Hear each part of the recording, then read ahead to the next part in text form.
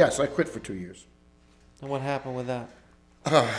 I went through a lot of pretty bad personal things. My mother was dying. My marriage was breaking up. I had a lot of bad mental things. And I just thought, I can't. I mean, I was on stage and I was unhappy. And I always had told myself, if I'm not happy on stage, don't do it. Because it's the worst place in the world to be unhappy. Nothing, the thing you love the most, you hate at that moment. And there's just nothing worse than that. You say, I can't do this because I'm turning into a person who hates music and hates singing. And it's like taking your life away, you know? It's like hating your kids. So I quit for about a year and a half. And then being the complete out of it guy I am, Gary Talent, my friend from high school, had moved to Nashville, Tennessee, because he's a Southern boy, after Bruce came off the road.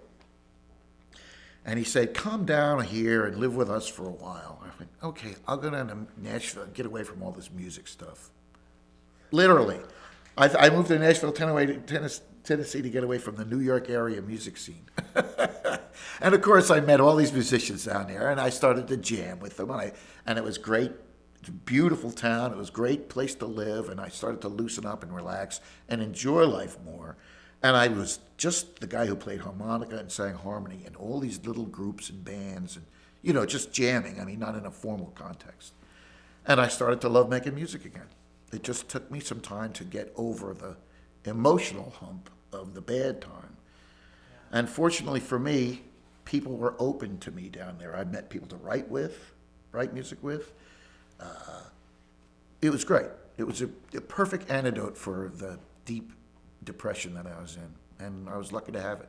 Yeah, I got my joy back, and I put the band back together and took it on the road, and I've regretted it ever since. Right. And then you moved back to New Jersey. And I moved back to New Jersey. God, I'm losing my mind.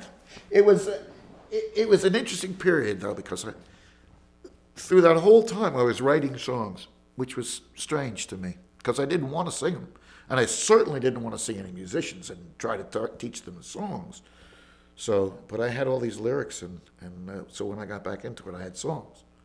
So maybe that was some kind of gestation period for songs. I don't know. You know, one of the things I don't do is try to analyze my life. I realize that it's such a crooked path, and it always is going to be that way. And just kind of got to go down it, let it be what it is, try to avoid some of the big, you know, cliffs. But you're just, you know, you can never predict what's going to happen, so why worry about it?